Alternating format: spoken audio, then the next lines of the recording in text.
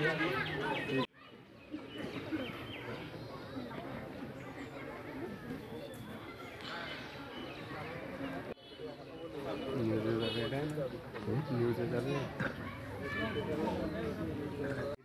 করুন, আমরা সেই কমপ্লেনের কথা বলি। কমপ্লেনটা আমার এটাই 14/6/20 আমি এখানে আমি দলিল যখন বাদ দিচ্ছি তাহলে আমার কোনো দুঃখ আমি দলিল বাদ দেই না রে বাবা, আপনি কেন বুঝতে পারছেন? ধরেন দলিল থেকে মালিক হয়েছে, ঠিক আছে, কিন্তু দলিল থেকে মালিক হলে 24 সালে, আর এইটা তো হচ্ছে আমার 90 সালে। 90 সালে তো সে মালিক, তাহলে আমি এই 24-এর দলিল আমার দরকার থাকে।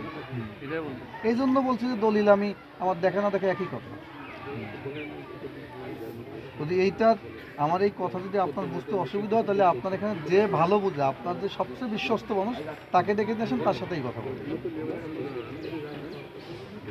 আমি আপনার বুঝাই দিতে চাই বাবা, আপনি কমপ্লেন করেন, আমি আপনার কমপ্লেনের জোরে আপনার দেখলাম ও হয়তো বলতে পারছে না। আসুন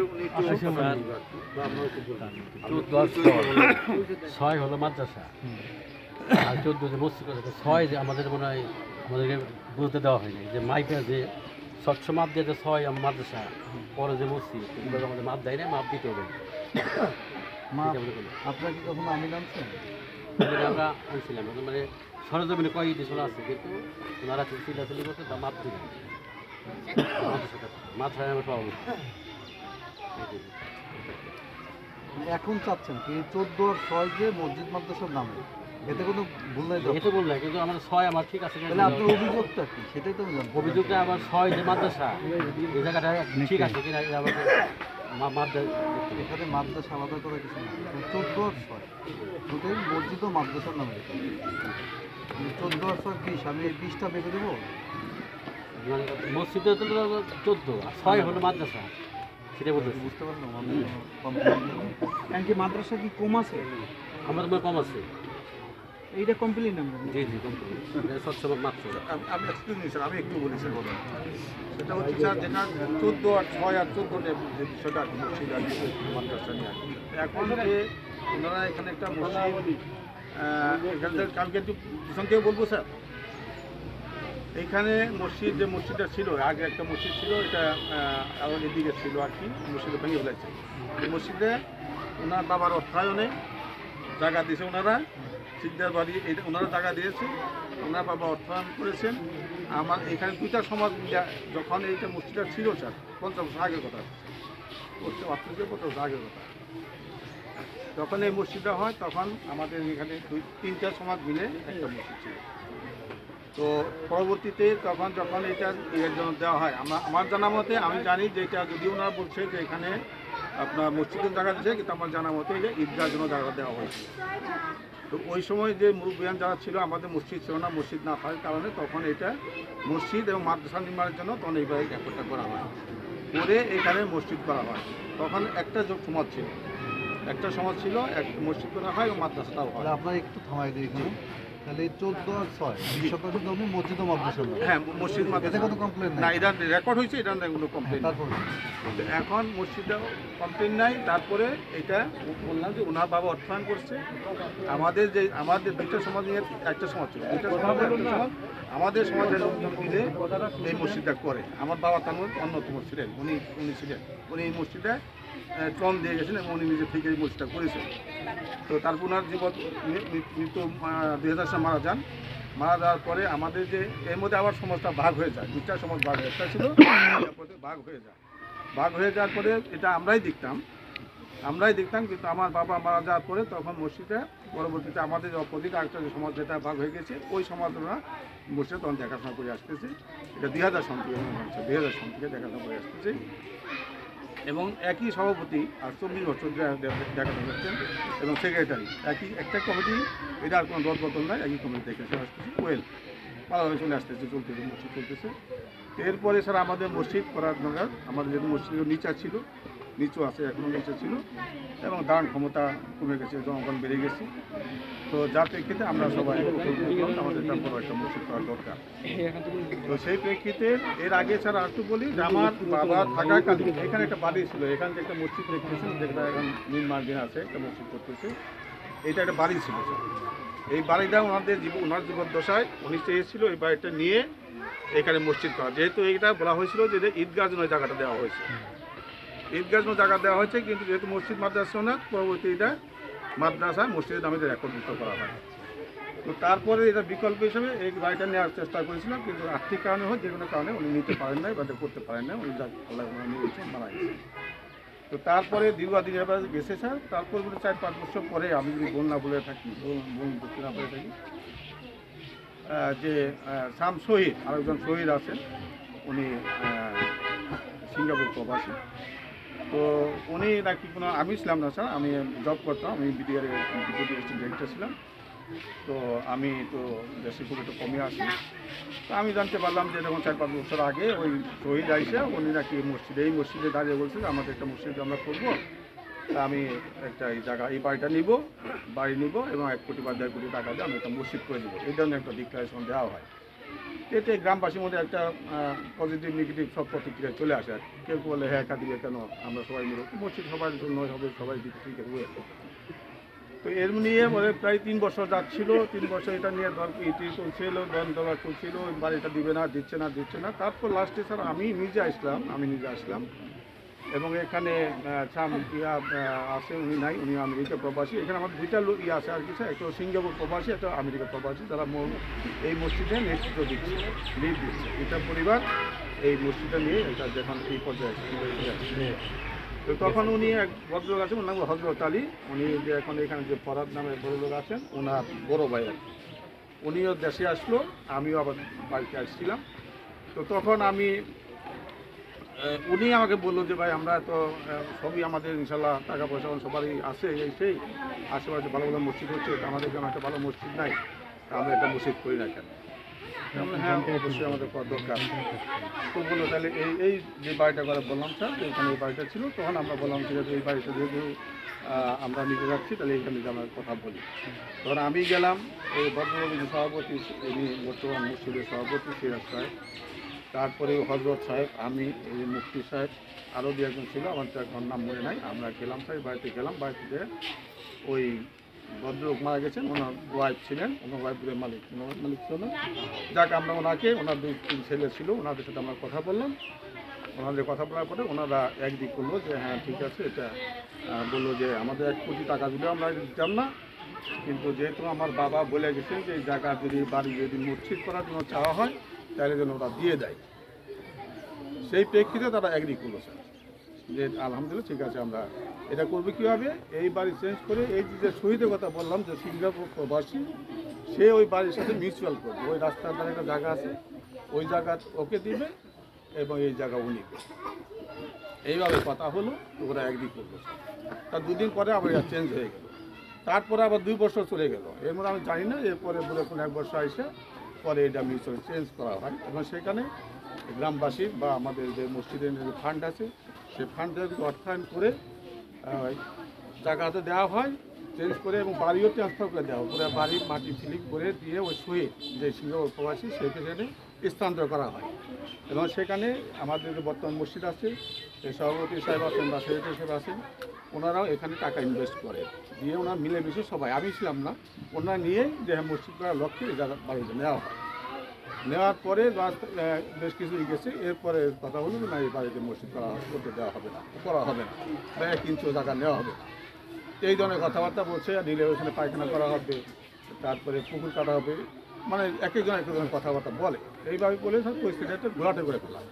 তো এই ব্যাপার নিয়ে আমি নিজেও করেছি, আমি নিজে যেহেতু থাকি না, আমি যে মর্জন সাহেব আছেন, ওনাদের সাথে আছেন, আমি চাই যারা ইলেক্ট পার্সন আছেন, আমি চেষ্টা করছি যে ঠিক আছে আমরা একটু মিলামিশা একটা কিছু করি, একটা মসজিদ আমরা করবো, আমরা এখানে গ্রামের মধ্যে একটা যাতে ঐক্য বা সম্ভব করে থাকে, আমরা একটা মসজিদ করবো, আল্লাহর ঘর, এটার জন্য আরও রেশারি থাকা উচিত না। তো সেই প্রেক্ষিতে আমি অনেকবার চেষ্টা করেছি যে আমরা একটা মিলামিশা করি, কিন্তু না, এখানে যারা ওই যে আমেরিকা থাকে এবং তাদের সাথে এই পরিবারের সাথে তাদের পারিবারিক দ্বন্দ্ব আছে, থাকতে পারে আমার যা আইডিয়া আর কি। এখন তাদের একটা পজিশন, হ্যাঁ আমার বউ শহীদ ভাই আগে ওই দেখাইছে মাঠে বাউন্ডারিও দরকার, বাচ্চা থেকে বাইরে হারবি না, হ্যান করবি না, তোরা কোনো দিকটা যে হারবি না। আমরা বলছি না যে হারি, আমরা দক্ষিণ মোদা তো রাস্তা আছে, টক দেবে যেমন দরকার। তারপরে সারা গ্রামবাসী মনে করেন স্যার মিটিং যে কতটি হয়েছে এটা লেখা রাখলে মনে করেন যে 3 দিস্তা খাতায় হতো না, এতটি মিটিং করছে সারা গ্রামবাসী মিলে। তারপরে এই যে বাড়ির একজন শহীদ ভাই বই দেয় ঠিক করছে, আমাদের এখানে জায়গা হলো 29%, মানে আমার বাবা 29% জায়গা এখানে কিনা বাড়ি করছে আমরা এখানে, এই জায়গা নয়। আর আমাকে দিচ্ছে হলো 23% জায়গা, যেখানে বাড়ি করেছে 23% জায়গা, এখানে আমরা বলছিলাম যে আমাকে 10 লক্ষ টাকা দিতে হবে ওই 6 ডিসেম্বরের জায়গা। পরে বলছে যে না এই এত টাকা দেওয়া যাবো না, জায়গা ফরওয়ার্ড, হ্যাঁ জায়গা ফরওয়ার্ড। আমি ফরওয়ার্ড জায়গাটা আমরা যাম না, আমি তো ফরওয়ার্ড জায়গায় যাওয়ার প্রয়োজন নেই, আমরা এনেই থাকবো। তারপরে গ্রামবাসী সবার মুখের দিকে তাকিয়ে, মসজিদের দিকে তাকিয়ে, যে মসজিদে তুমি মসজিদ কি তোরা ভালো চাস না, গ্রামের সবাই খেয়াল করছে তারা কি মসজিদ ভালো চাস না, মসজিদের ভালো চাল বিদায় আমরা পরে ভাইয়েরা 3 ভাইও রাজি হচ্ছি দেখে মসজিদের জন্য জন দিব যা আমরা কষ্ট করি করি গে। আমাকে 6 ডিসেম্বর এই যে এই রাস্তাটা আছে না ওই দিকে সামনে আছে। এই জমি কে দিছে আপনাদের? এই জমিটা কোথায় পাইছেন? আমরা এই জমিটা এইবারে এই যে শহীদ আছে না কথা বলতে, শহীদের বাবার কাছ থেকে আমার আব্বাই কিনে নিচ্ছে। এখন যেখানে বাড়ি না করছেন? না না এইটা মানে এই বাড়িটা আপনি ছেড়ে দিচ্ছেন, মসজিদের নামে দিয়ে দিচ্ছেন? মসজিদের নামে না, তাহলে মানে ওই যে শহীদের যে 23% জায়গা আছে ওটা ওয়াকফা করে আমাকে। শহীদের জায়গাটা আপনি নিচ্ছেন না, আপনার জায়গাটা শহীদকে দিচ্ছেন, তাই তো? টাকা পাইছেন কত? টাকা পাইছেন কত? টাকা পাইছে 6 লক্ষ টাকা, মসজিদ কমিটি থেকে টাকা দিচ্ছে আমাকে। মানে এরা তো এই মানে জায়গা আমরা রাজি হই না টাকা ছাড়া, পরে মসজিদ কমিটি থেকে টাকাটা আমাকে দিচ্ছে। আর এই জায়গার 29% জায়গা, এখানে মনে করেন দলিল তারা রেকর্ড তো কীভাবে বললেও কত সময় হয়, ওই রেকর্ডটা ভুলে হয়েছে 32 বললে হয়েছে, হ্যাঁ 32% জায়গা দলিল করে নিচ্ছে। এই ব্যান্ডার আমরা বলছি যে আমাকে পয় দেখুন না, ওদের এই দিনকে ওই যে ওই জায়গায় ওই যে নির্বাচনের পোস্টার মার্কা দেয় ওই দিনকে, খুব ভিড় ওই দিনকে। ব্যান্ডার আমরা তো লেখাপড়া জানি না, ব্যান্ডার আমাকে ডেল দেয় দলিল দেয়, পই দেখুন গা সন্ধ্যা হয়ে গেছে গা, আমি পই দেখুন আমরা পড়া হলে তো আপনার কাছে জিজ্ঞাসা করতাম না, আমাকে পই দেখুন হয় না। এই 32% জায়গা দলিল করছে, 29-এর মধ্যে 32% জায়গা দলিল করছে। তাহলে যদি আমাকে যদি 6 লাখ টাকা 6 ডিসেম্বর জায়গার দাম দিচ্ছে, গ্রাম সারা গ্রামের মানুষই জানে, তাহলে আমাকে 3 ডিসেম্বর জায়গা যে বেশি দলিল করছে, 3 ডিসেম্বর টাকা আমরা পাবো না। আর 3 ডিসেম্বর টাকা তো এখানে নাই। দলিলটা কি আছে আপনার কাছে? হ্যাঁ আছে, এই যে দলিল মনে করি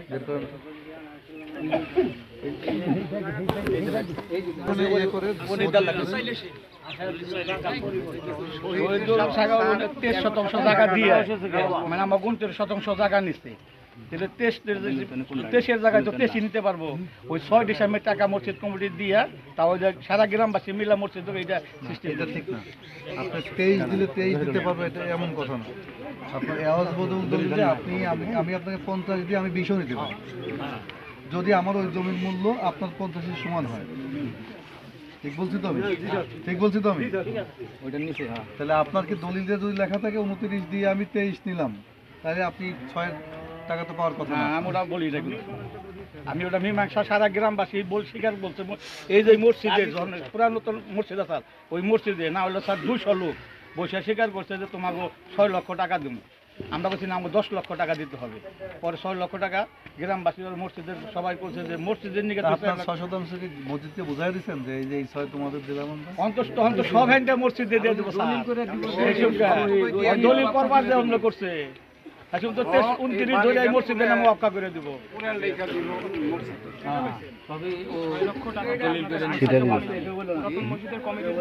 পুরাতন কমিটির সম্পূর্ণ জায়গা এই বাড়ি সম্পূর্ণ এই মসজিদের নামে পেঁয়াজ যা হয়েছে বাবা, আপনি তো হেরে গেছেন পেছে।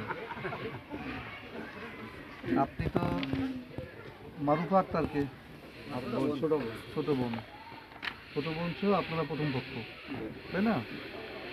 এখানে স্পষ্ট লেখা আছে প্রথম পক্ষ পাইবে, রিজিয়া গং পাইবে 23%,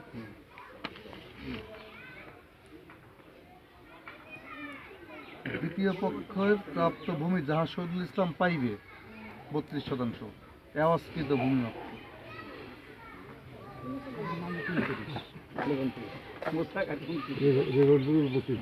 রেকর্ড আর দেখতেছি, বুঝছেন? আপনি 23 দিয়ে 32 দিয়ে দিচ্ছেন না, 23 আপনি 23 নিয়ে 32 তাদেরকে দিয়ে দিচ্ছেন। মানে 29 দিচ্ছি আমরা সবসময় 29 আমরা যে দলিল এটা বাই করবার যাচ্ছে আমরা বুঝছি যে গ্যাঞ্জাম বাজানে আমরা তো জানি না। তাহলে তো আপনি দিচ্ছেন শহীদুলের, তাহলে তো ওই ঘর শহীদুল করছে, তাই না? তাহলে মসজিদ কমিটি যে আপনি টাকা দেন, এই টাকার কি হবে?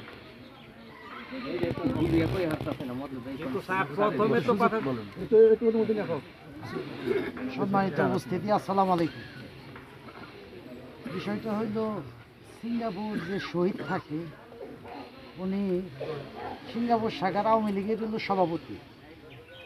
উনি বিভিন্ন সময় এই যে যারা আছে প্রায় লোকের নামে বিভিন্ন সময় মামলা দিয়ে হয়রানি করছে আমাদেরকে। ওনার ভয়ে আমরা মুখ খুলতে পারি নাই আওয়ামী লীগের পিরিয়ডে। এই মসজিদে পানি উঠতো, আমরা সারা গ্রামবাসী মিলে আমরা একটা মসজিদ করব এই পরিকল্পনা নিচ্ছি। এই যে রেজলিউশন বই আছে আমাদের, সারা গ্রাম নিয়ে রেজলিউশন করে আমরা একটা মসজিদ নির্মাণ করা শুরু করছি। এর মধ্যে প্রায় প্রতিদিন নোটিশ আসে, 144 ধারা করে একদিন এই সেনাবাহিনী অফিসারগো আনে অভিযোগ করে, এইরকম করে আমাদেরকে সারাটা গ্রামবাসীরা কমিটির হয়রানি করতে করতে অতিষ্ঠ করে হালাইছে। এই যে উনি যে অভিযোগটা করলো মুফতি সাহেব, এই মসজিদটা নির্মাণের সময় মোনাজাতটা উনি করছে। উনি যে ছয় বললো যে আমাদের ছয় নাই, কোদাল দিয়ে কূপটা দিছে হইলো উনি, তাই নাই? উনি হলো কূপ দিয়ে উনি হলো যে এইটা দেখাইছে। আর যে শহীদুর রহমানের কথাই যে আপনারা আসছেন স্যার, আপনারা আসছেন ওই যে শহীদুর অভিযোগ, আমরা কোনো কথায় আসি না, না, আপনার অভিযোগ- দুইটা কথা আমি অভিযোগে একটু স্যার। কালেকশন করে দেই। Sorry sir. প্রথম কথা বললেন যে সেনাবাহিনীর অফিসারদেরকে নিয়ে আসে না। আনে আপনি যদি অভিযোগ করেন, সেনাবাহিনী অবশ্যই আসবে। সেনাবাহিনী আপনাদের সহযোগিতার জন্য, আপনাদের সেবা করার জন্য। স্যার ওই যে যে আর দ্বিতীয় যে কথাটা বললেন, যে কি বললেন দ্বিতীয় কথাটা? ওনার কথা না, ওনার কথাই আসে না, আপনার কথাই আসে সরি না। স্যার, ওই যে শহীদুর চাচা উনি যে অভিযোগ করছে, ওনার কিন্তু এই যে চাচা বীর মুক্তিযোদ্ধা এই রবি সাহেব, বীর মুক্তিযোদ্ধা রবি সাহেব, তার কিন্তু চাচা, ওনার কাছে কিন্তু এই যে শহীদ সাহেবের কথাগুলো তথ্যগুলো পাওয়া যাবে। তো আসলে এইরকম করে এই যে 3-4টা মানুষকে এই শহীদ সিঙ্গাপুর থেকে এইভাবে কইরে আমাদের এই গ্রামে একটা বিরাট একটা অশান্তি সৃষ্টি করে রাখছে আমাদের নামে। এই যে নোটিশ, কতগুলো নোটিশ যে আমাদের নামে এই পর্যন্ত কেস করছে এই শহীদ সিঙ্গাপুর থেকে মানুষ দিয়ে অভিযোগ করছে। স্যার যদি আপনারা আপনারা যার হয়রানি না হন, বা যতটুকু এখন পর্যন্ত আমাদের কাছে অভিযোগ আছে, জি জি এই অভিযোগটা যাতে আজকে এই বসার মাধ্যম দিয়েই নিষ্পত্তি হয়, জি আমরা সেই লক্ষ্যে আসলে এখানে আসছি। আপনারা সহযোগিতা করলে এটা হয়ে যাবে নিষ্পত্তি এখন। ঠিক আছে, বসেন। পুলিশ দিয়ে মামলা দিয়ে বহুত হয়রানি করছে আমাদের।